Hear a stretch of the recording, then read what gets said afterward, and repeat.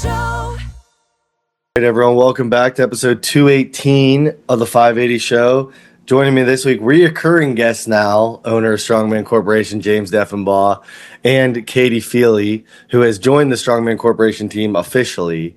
So, James, welcome back. Thanks for joining us again. Thank you.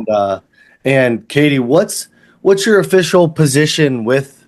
And well, actually, Katie, you're reoccurring as well. You and Brian were on about a year or so ago, I think, or a couple. I forget when you guys were on, but yeah, you guys are both reoccurring on the pod actually. But we just can't get enough. yeah. But what's the official position and kind of goal behind you joining the team? Sure. So my official position is Director of Amateur Promotions. And basically the high level overview of that is helping promoters at the local level promote their competitions and streamlining processes for promoters and athletes. So that's taking a lot of different forms.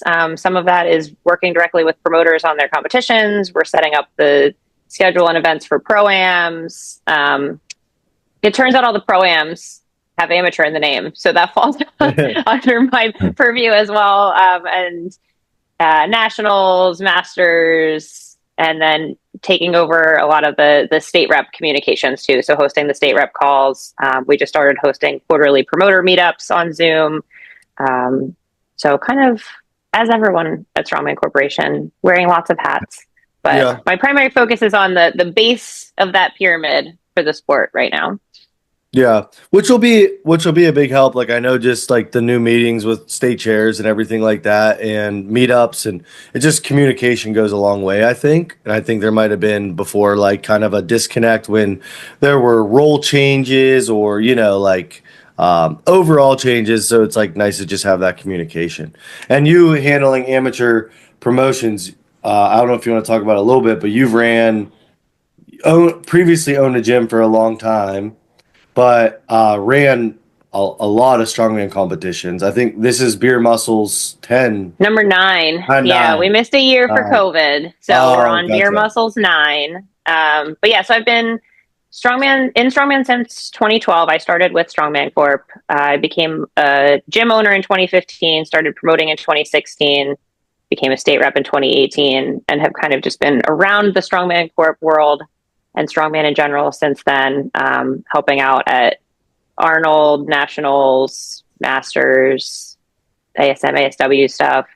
Mostly I kind of float behind the scenes, so I feel like some people know who I am, but not many, but this will be my more like public-facing role, I guess. But it's been really good so far to connecting with a bunch of different promoters and just opening up those lines of communication that I think weren't necessarily as open before. It's been really good for me to meet everyone that I didn't already know, and also to connect those people to each other. So I think it's, especially like regionally, that seems to kind of happen fairly organically, but connecting people across the country really has been fun. And I think the more we can talk to each other and get other people talking to each other, the better it's going to be for our organization and for Strongman just as a whole. For sure. But well, that's awesome.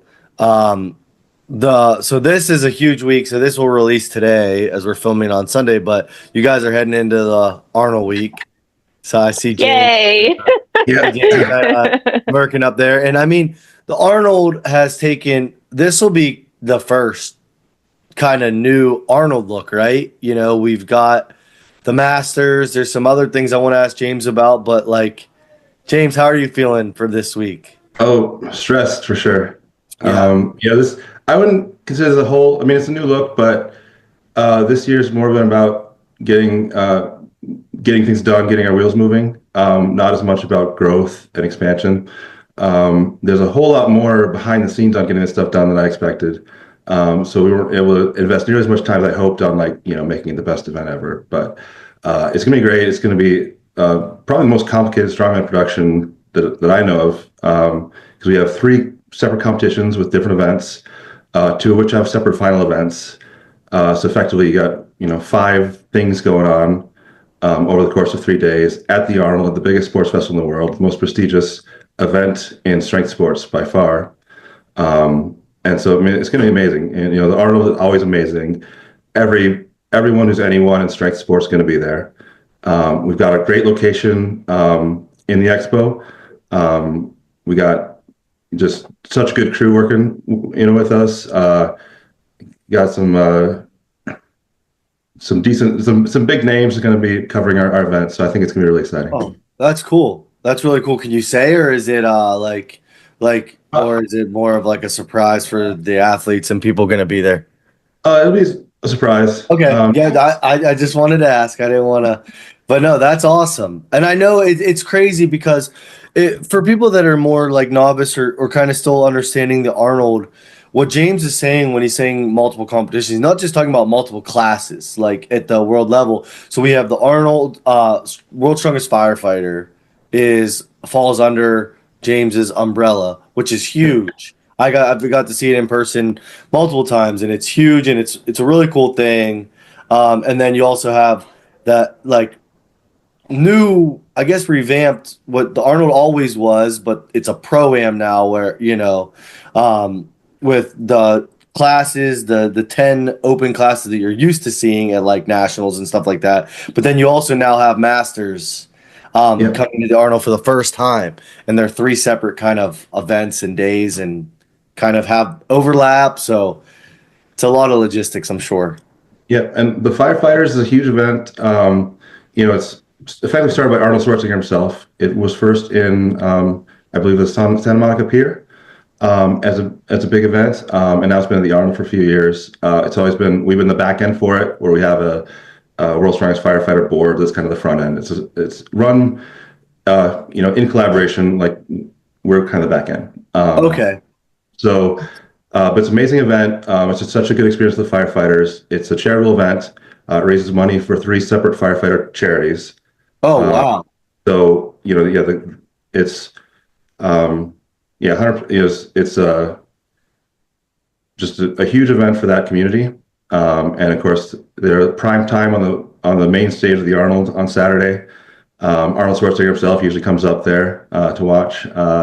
So it's always been an amazing event. It's kind of powerful. It's so meaningful for a lot of people, and I'm just really excited about being a part of it. Yeah, no, that's really cool. I didn't know the backstory of Arnold. I didn't know that Arnold had started it, which is really cool. And you know what? I mean, maybe we can get that team on your podcast in the future. That would be amazing. Yeah. Yeah, they're awesome, and it's a good story. And the way that they set up the competition is slightly different too. So it's a pretty cool take on strongman and how the men and women compete, and it's fun for us to be on that support role for them, and we're collaborating with them on the competition. Yeah, I mean, it's such a crazy thing too. I actually have my first client that's a full-time firefighter, he's doing World's Strongest Firefighter, and just coaching from the level, like it's such a different world that they live in, and it's such a crazy thing. So it's opened my eyes to a lot of different things in the world that those firefighters live in. So it's kind of cool that they have that competition annually that can be like their worlds, and that Strongman Corp gets to play a part in, I think is really cool. So that's awesome. And I mean, this year's we've had the wildfires in California. A lot of our team have been involved with that. So they've been working hard. It's been a crazy month or two. That's very good point. That's crazy. And it's not that we're not that far removed from it.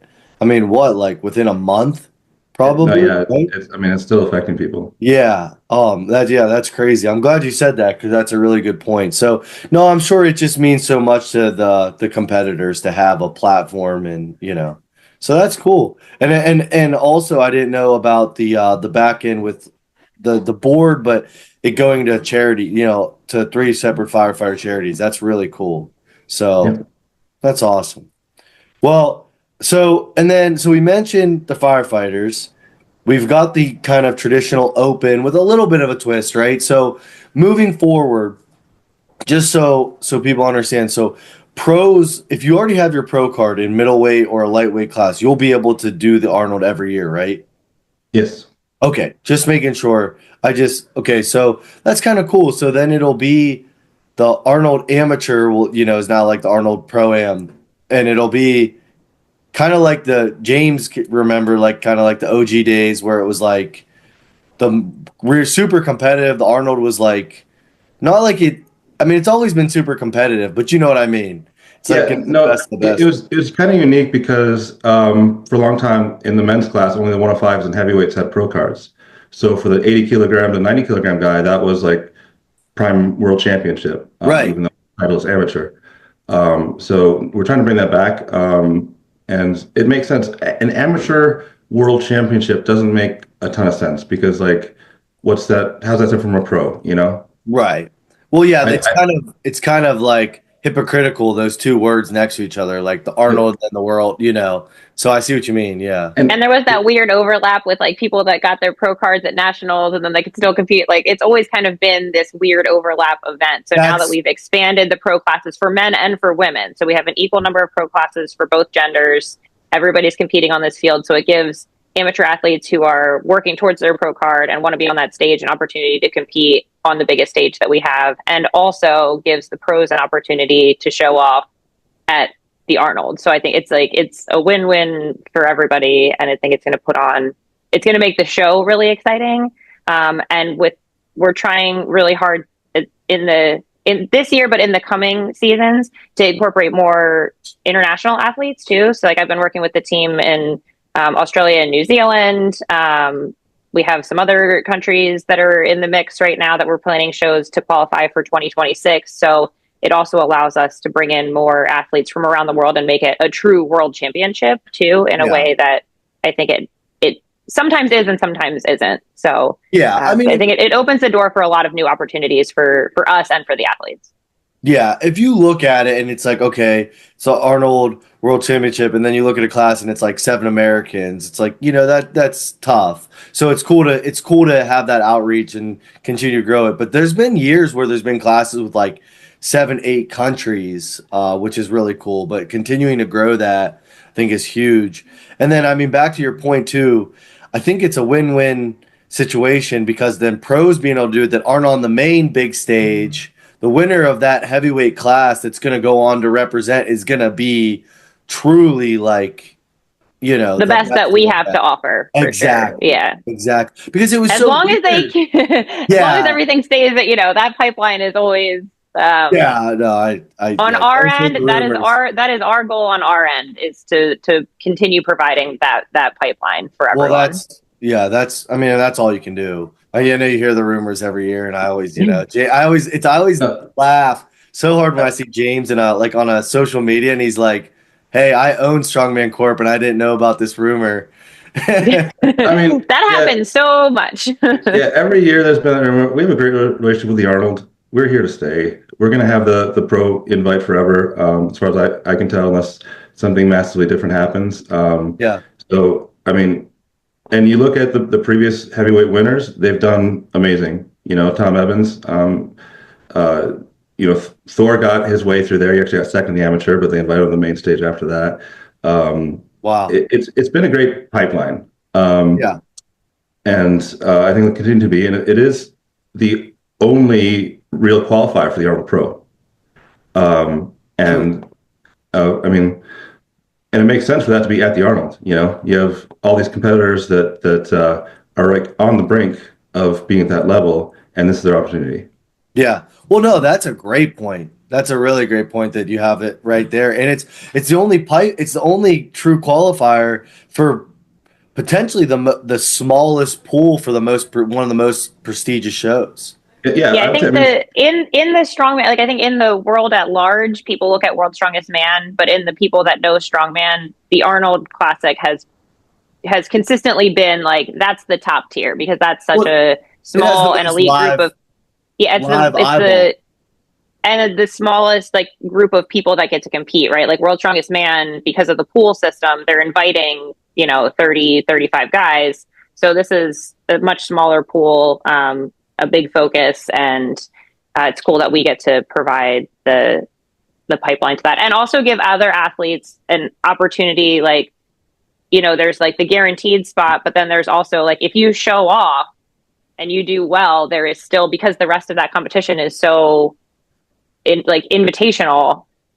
and if you show up to our competition and do well, you have a good shot at being recognized for other things and getting invites to other things, whether it's the Arnold Classic or another competition. So again, I think opening that up to our pros also makes sense and gives the amateurs a nice place to show off too. So everybody works hard. They deserve a stage. Yeah. And you know, like also it's cool to note that even if you're not like the super heavyweight pro male, it's the biggest stage that you'll have for a live audience as a competitor naturally, because as James mentioned, it's the biggest sports expo in the world. I don't think people realize that.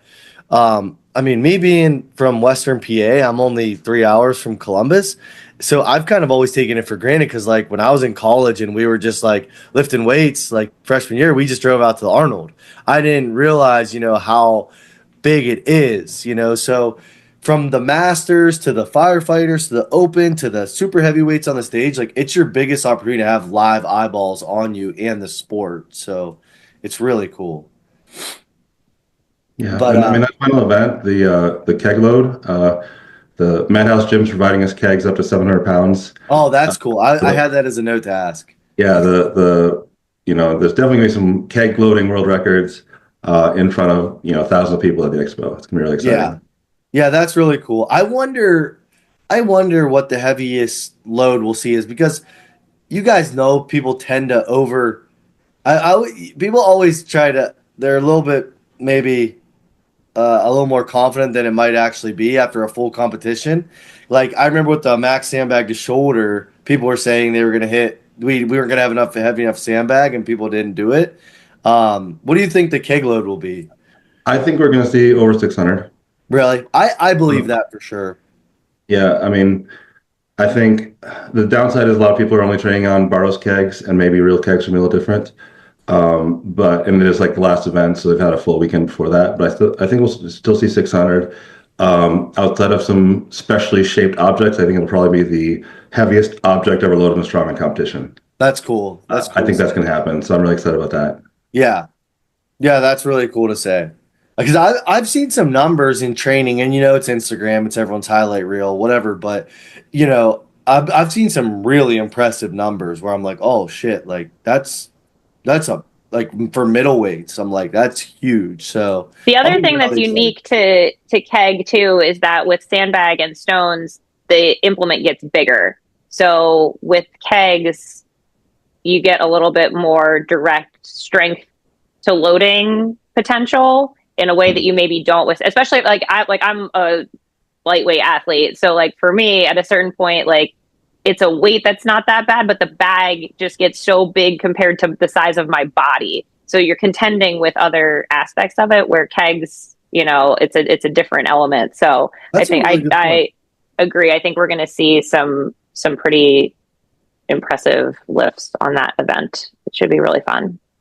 Yeah. That's a really, really good point. Awesome. So what made what made the Masters happen, basically, is what it is. It's something I want to do for a long time. So we have that area for 3 days, and it's such a privilege to have that area to begin with. Plus, the Arnold staff, of course, wants that to be used all 3 days. And the Masters community is growing. It's such a great group. America's Strongest Masters is always an amazing experience. And it's time for that to bring them a world, and it's perfect. It's a really great fit. So for us, logistically, it's not too hard, because most of the same events. We had to add a fifth event since they don't have a finals, which I'm also excited about. We haven't really released details about it yet, but the grip medley is something I wanted to do for a long time, and I think the Masters is a perfect group to debut it at, because I mean, grip's been a part of strongman forever. And the Masters, as you get older, your grip just gets better. So I think that'll be a fun event.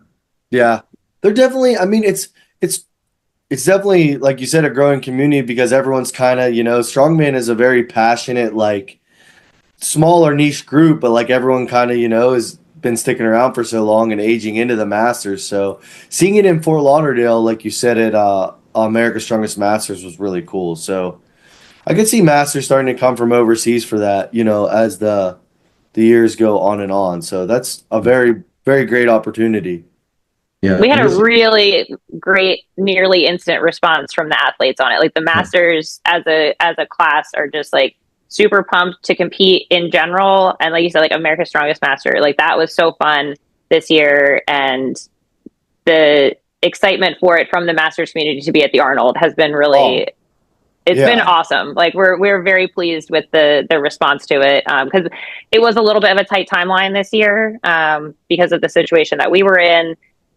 We had no problem getting people. So I'm excited to see that continue to grow now that we're like, so for 2026, we'll have like, people know now that it's happening. Yeah. So there will be like a more like smooth and true transition and pipeline and qualification standards and stuff. Right. So it's already going to be big this year. And I think next year is going to be even bigger and it's going to continue to get more competitive. And they're just, the Masters group is fun. So I'm excited to give them a stage too. Yeah, I just wrote a note down because that reminded me of something else. But yeah, that seeing it in Fort Lauderdale was definitely cool to see. But you mentioned for Masters, kind of like for this upcoming year, we'll have more of like a smooth transition. And I know as soon as you guys announced like regionals, I got Masters people signing up for our regionals. Can you so regionals now? When I love it, I want to talk about it because I think it's giving more and more people incentive to do regionals, and I think that's like because James, you can correct me if I'm wrong because I want to talk about regionals and I want to talk about pro-ams, but the way you described it is like regionals is almost like a mini nationals, right? Have more of like an arena style or something like that where people get that feel for nationals, which I've been to nationals a handful of times. I get that. And then a pro-am is more of like a display for the pro men and women, like to have a crowd, because they're already kind of established at that point. If you're at a pro-am, presumably you're a higher level athlete. Is that kind of your idea behind the two? Yeah, I mean that's the goal. Again, regionals like a small nationals. And the Pro-Am is supposed to kind of a taste of pro competition. Trying to, in the perfect world, we run like America's Strongest Man. Typically, they're part of bigger shows, and that's great. But we just kind of like try to highlight those Pro-Am classes, for sure. Where it's just a couple of classes that are the Pro-Am classes versus everyone to kind of give those athletes that experience. Yeah. And, that's where you get the pro cards, and that regionals gives you an Arnold invite, but a Pro-Am gives you a pro card, which gives you a Arnold invite every year. Yeah, and right. That's every year. Yeah. So, and with the new pro classes, there's there's a bit of confusion on who gets invited to America's Strongest and things like that because we don't have a lot of pros yet in the 80 kilogram men, 90 kilogram men, and 73 kilogram women. So there's a transition period. There'll be a couple of years until we can kind of like have all the classes with the same rules. But I mean, I think it's going well and like excited about all the new pros are going to get started this year. Yeah, for sure. It'll take time to build up, like you said, but now the foundation's there. And I think, like as the excitement grows, it'll continue to grow. And one thing I want to talk about with the pro cards that I might have not known this before, but I love this if it's a change, and I think it is a change. It's the highest ranking amateur at like for super heavyweight men, right? Like we're hosting a pro-am. The highest ranking amateur on the podium gets their pro card, right? Correct. Yeah. Versus if it's say it's a pro-am with less participation, there's only 8 super heavyweight men and the top 3 were podium were all amateurs. Those 3 won't all get their pro card, right? It'll be whoever won. Yeah. Okay. I think that's a really good. I really like that. Was it always like that, or is that a change? It's been kind of. I think so. I'm going to go back to one of the things that you said earlier, which is like the communication and clarity. So that's one of the biggest reasons that I came into the organization in an official capacity is to add that and put all this stuff in writing, put it on the website, make it clear, make sure that all the promoters know, that all the athletes know. So I think it was kind of like the Wild West. Like some pro-am shows were like first place and some, like the standards weren't consistent from year to year or show to show. Moving forward, that will not be the case, right? So like James said, there's going to be, especially in the newer pro classes, it's going to be updated annually, not by show. So like, like there's a athlete info section on the website now, updated, that says this has been updated and this is effective January 1st, 2025. As we proceed through this year and we see how the season goes, we will update it at the end of this year, effective January 1st, 2026. So like, we're going to keep refining that process as we go and keep it in a place where people can find it. So I don't know that it's like, it's not surprising that you're like, I don't know if this is a change or not, because to be honest, like no one. Yeah, it just at least clearly the new roles and expectations are clearly communicated, which is all that matters. The goal is to give people, keep pro cards fairly exclusive, right? Like you really should have to work hard to earn a pro card, because it does last forever. And it gives you access now to like the Arnold, and we're running more Pro-Ams, and ASM, ASW is getting bigger every year. So it should really mean something to get a pro card. What we want to do is also give athletes more opportunities to earn those pro cards and give them more things like the Arnold bids. So like if like on the podiums, depending on the level of competition, like at a Pro-Am, it'll be one pro card, but more than one, like the Arnold bids go further down.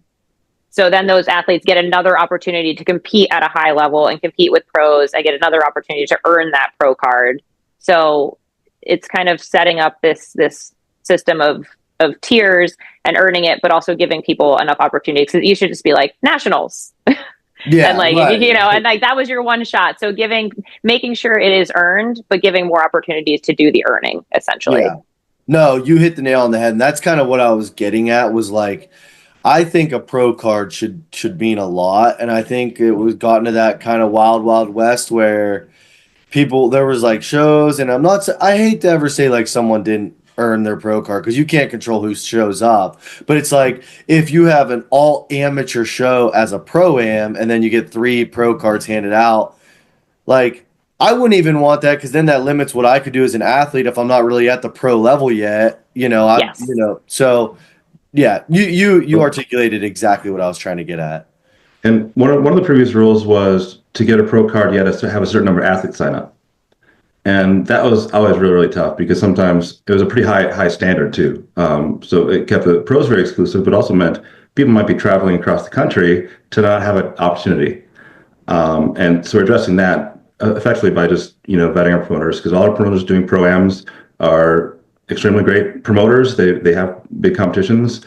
So we're not like saying, hey, you need 20 people or you can't get a pro card, because it just limits participation. It creates those scenarios that people don't get the cards they're expecting. So it's definitely a nice change there to eliminate that rule, but still having the same high standards, just by making sure our Pro-Ams have that depth of participation.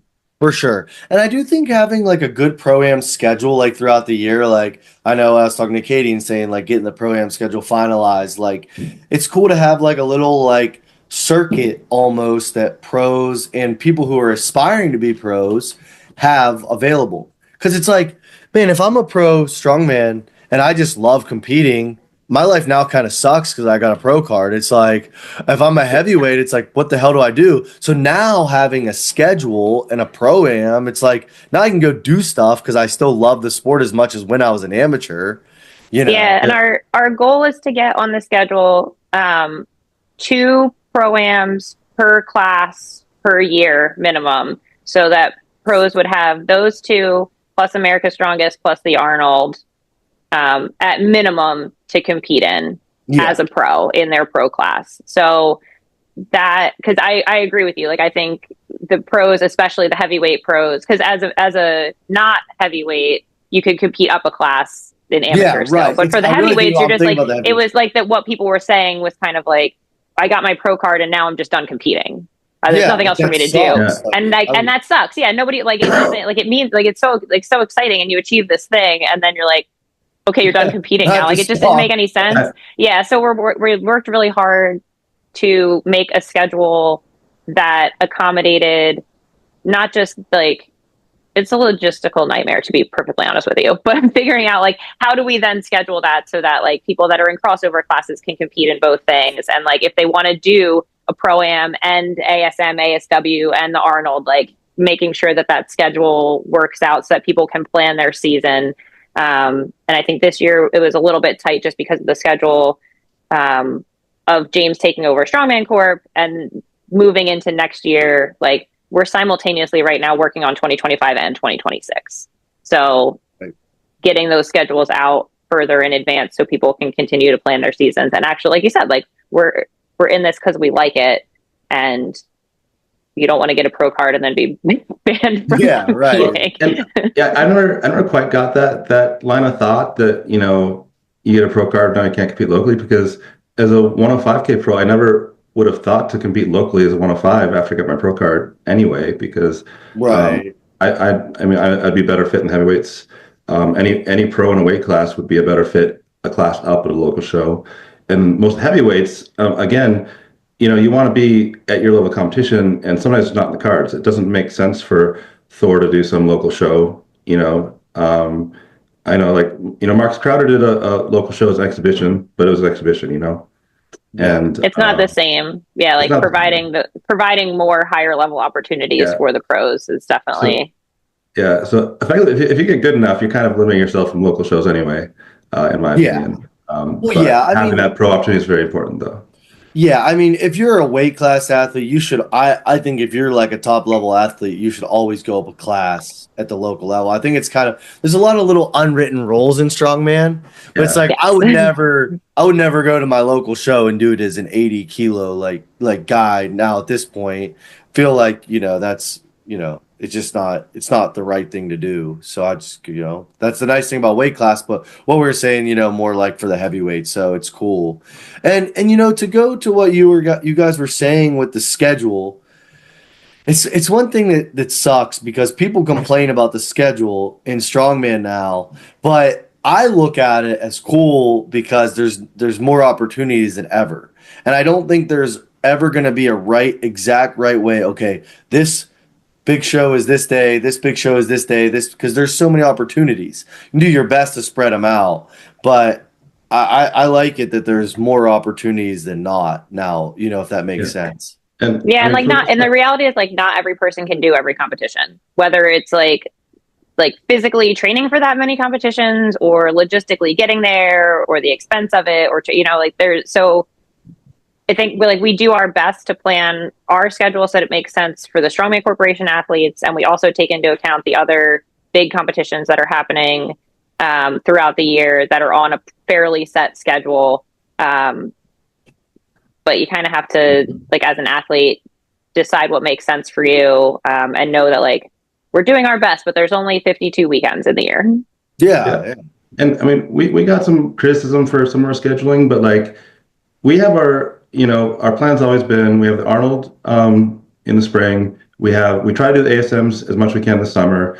And of course, the Nationals fall, and then the OSG in the December that we try not to interfere with as well. So it's pretty spread out, and we're adding the Pro-Ams too that we try to spread out from those events for those specific classes. But beyond that, high-level shows, most athletes aren't going to compete within 8 weeks of another high-level show. So if we're trying to avoid a show by 8 weeks, that eliminates a third of the year. So the whole concept that, we should try harder to avoid this show or that show, we're doing the best we can. We're maximizing our schedule the best we can based on our opportunities. And we're providing just great competitions, and, you know, ASM has most of the best prize money in the sport, and great production and things like that. So this is kind of the way it is. The other thing that I tried to do in getting the Pro-Am scheduled this year too was separate them by coast. So like that, the goal is a minimum of 2 per class available. But also, like, if I have an 82 on the East Coast, I want to put an 82 on the West Coast. So I'm trying to, like, give the athletes in the regions more opportunities too, and to not have to, like, fly across the country to do stuff. So there is a lot going on with that. And I think that in moving forward, potentially what I would like to do is a more like a application system, rather than, like, right now everything kind of just, like, rolls in. So do, like, these are the people that want to do regionals, get them all on the schedule. These are the people that want to do Pro-Ams, get them all on the schedule, so that everything comes out at once and everything is, like, more organized in that way, so that I can make sure that, because there's certain classes that everybody wants to host, right? And there's other ones that I'm like, please give this class an opportunity, which is happening a little bit less now than it used to. But I think spreading it out geographically and spreading it out by weight class is definitely something that we are working on. And another thing that, like, now that the systems are being put in place, will continue to get better as we continue to grow and move forward as an organization. Yeah, for sure.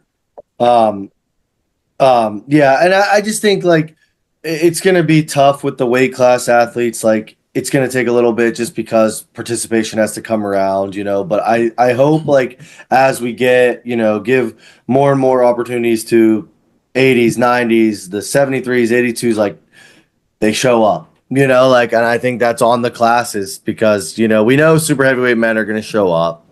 Like, there's a lot of them, but it's just getting the other classes to show up. And I think it's still it's a new thing for weight classes. So maybe some people just don't understand that they're there yet and stuff like that too. And yeah, so no, I'm really excited about the Pro-Am kind of system and the direction it's going. It seems to be very interesting and a lot more organized, and classes are getting a lot more opportunities. So, we're doing our first one this year, and I'm thrilled about it. So, it was like most work I ever had to do to organize a show to get it.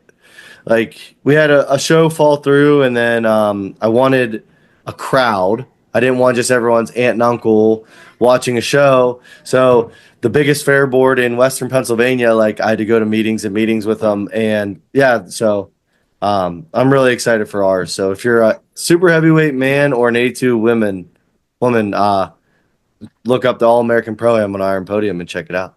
For sure. And those are the kind of things that we're trying to do, like James mentioned earlier, with our Pro-Ams, is put them in places that are going to get foot traffic and spectators and make it an event, and relying on promoters like you that have experience promoting shows that have consistently high turnout. Like, we're not just handing out Pro-Am licenses all willy-nilly to people that are going to get 20 people at the show and just, like, give out pro cards, right? Like, we want these events to be cool and big, and that's, like, one of the other things that I'm working on is helping the promoters to also work through those processes.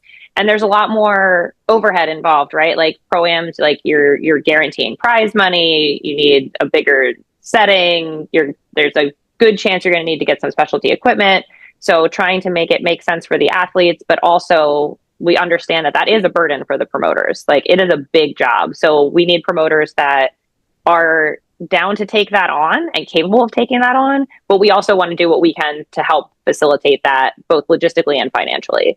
So that's, like, one of the other big things that I've been working on, is working directly with the promoters to make sure that our standards are being met, but also that we're not just, like, placing undue burden on people to run these things on our behalf.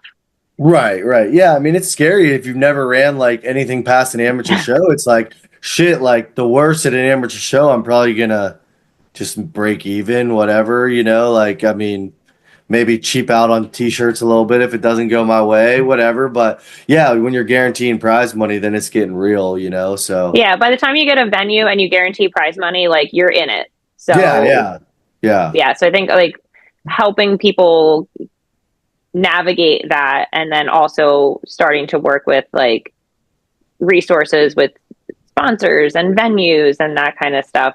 For sure. Continuing to build up that pool of resources for our promoters, so that it's you're not so much like, I'm all alone out here promoting this thing and I hope I don't lose $1 million. Yeah.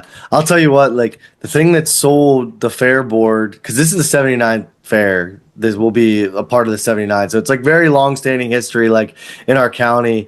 And they kind of didn't understand strongman because, like, how could you? It's weird. So I remember pulling up a video on the board in front of the fair board and showing them, like, Hercules hold. I showed them a car deadlift, and they were, like, sold after that. After they saw the car deadlift, they were like, because there's that spectator element to it where, like, So we're gonna start testing our car deadlift here soon because that's what all you guys know. It's a tricky one. You got to get right because you make it too light or too heavy. But they want members of the fair board to be sitting in the back of the truck with the American flags on, like so people can come throughout the fair and like see the old guys that are on the fair board get deadlifted. Like they think it's like really funny and cool. So yeah, it lends itself to spectators. We know because we love strongman, but we just have to find more and more ways to get eyeballs on it. So yeah, I thought it was a cool match. Like the high school football team that's walking around the fair on Friday night, they might want to see like dudes lift weights. Because they lift weights in the weight room versus seeing the same things that are always there. So hopefully. Yeah, it's what we've gotten a lot more promoters recently that are pairing up with things like local fitness expos and other events that are like fairs and things that are going on. And it's been biking fests have been really popular. There's been like pairing up with like Oktoberfest. things like Highland Games are typically so seeing. That's been a really great avenue for us because there's so much crossover, right? Like if you like one niche sport where you like throw and lift things, chances are you're going to like another niche sport where you throw and lift things. So it's been fun to see the crossovers there, and it opens up opportunities for us and for our promoters to work with different organizations and get more embedded in the community and get strongman in front of more eyeballs, and ultimately grow the sport. So that's been it's been a cool growth to see in the sport that it's like parking lot shows are great. Like I run one every year. They hold a like special place in my heart, but it's also cool to be at these bigger events. Yeah, for sure. And I mean, it's a no-brainer. If there's going to be, you can have more eyeballs than less, and the resource is already there with like facilities and things like that. I mean, it makes your life as a promoter easier, and athletes like stuff. I did a show at a festival last summer, like a local-ish show, and it was fun to walk over to like the like carnival after, like it was cool. So that's the strongman roots, man. Carnival sideshows. I mean, literally. I mean, like the old school guy with the circus dumbbell, right? Like, I mean, that's what I told the fair board. I'm like, this like originated at this type of stuff. So, but no, it was really cool. When I got the pamphlet for the fair, they send out for like their sponsorships and stuff like that. They get 23,000. They average 23,000 people coming in and out of the doors throughout the couple days. So I figure, it should get some people watching. So at least a couple. Yeah, hopefully. But so talked about the Arnold obviously is huge this week. Regionals, pro-ams. Are there any other like upcoming changes or anything like that you guys are, can talk about? Anything that you're excited to brag about, with the organization right now? Or is it just like right now, freaking tunnel on the Arnold? I mean, it's hard to think about anything except the Arnold right now. I mean, I truly can't imagine. There's great stuff coming, but also, what are we at? Like 4 or 5 days now. No, I totally get it. I totally get it. Because I mean, but I'm sure James has things he wants to say. He looks ready to talk. There's a lot of things we're working on. Just not working on the last couple of weeks. Probably gonna start trying out stuff less before it's actually agreed on to some extent. So yeah, but I'm hoping for a lot of stuff coming up this next year. Yeah, and I will say, like, just to the competitor that listens to this, is that I think one thing that James is a huge asset with is that he's very in touch with the sport. Because I've had conversations with him where he's like, says something and he's like, well, we're going to do this because, and it's like a no-brainer, because he's an athlete as well and competed for a long time in strongman. So I think that's something to look forward to. Like, we're talking about nationals, just to use as an example. James and I were talking about nationals, and I, the competitor and me and the coach, like, I asked the annoying question, where's nationals going to be, what everyone does. And James said, well, we need to go west, within the next year or two, because if you look at, like, and that's just something that, James looking out for other competitors. Like, man, if I was in, like, California and I had to go to Erie 2 years in a row, I mean, I'm from Pennsylvania. Katie, you understand the Erie a little bit. You're East Coast Pennsylvania, but it's, I'd be like, man, that kind of sucks, so. There's so many details. We try our best to address everything, even like weigh-ins. If you have a big show with 200 people, if everyone weighs in at once, there's always a long line. So you try to add more lanes. Try to add staggered weigh-in times. All that stuff, it makes it a little harder for us. It makes it more logistically difficult, but it's important for me to make the experience better for the athletes the best we can. So again, we just keep on doing all those little things to make every part of it a little bit easier and a little bit better. Well, that's great. And then making information about what's happening easier to find and more reliable, so that, and I think like it all trickles down, right? Like it's me and James putting the information consistently in the same places every time. And then we're communicating that to our state reps before we put it on the internet. And then that goes from the state reps down to the promoters and the promoters to the athlete, like trying to create this system where everybody feels like they know what's going on. Because we all know, we've been in strongman for a while, the rumor mill is wild and people hear all kinds of things. And the more that we just have good information that's solidly in the right place all the time, and people can just go and look at it and be like, oh, that's clearly not true because this information exists somewhere, versus trying to talk through this weird pipeline telephone game. And I think that's one of the things for me and for James, if you have questions, please just email me, right? Ask me the question and go directly to us, to our website. And the information is out there now in a way that it hasn't been in the past. So I think just adding, again, levels of clarity and transparency as an organization, that's one of the big things that we're working on. Well, that's great, because I know, and people will still ask the questions no matter how much it's out there. You guys, people aren't real good at reading, but that's okay. It's not. I think you have to always remember, when we have 100 competitors at an event, and each person's going to have a brain fart or two where they forget to check it or don't see it. I mean, it's something that seems like it's worse than it is. I always try to remember that there's a lot of competitors, a lot of people, even if it's perfect, I've missed stuff too. And so, yeah, we try to do our best and just, and for the Arnold, I'm behind on emails again, of course, but our best to facilitate and answer any questions that it has.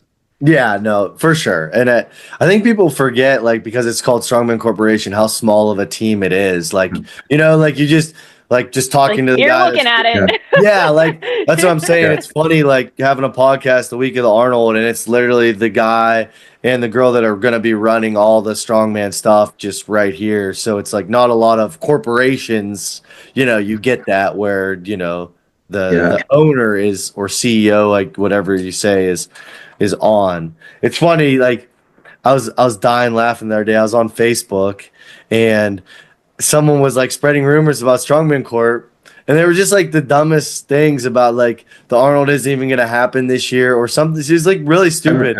And it started with the Olympia too. Now there's people saying that we're not gonna have the Olympia. We have the Olympia. The Olympia, we had a great year last year.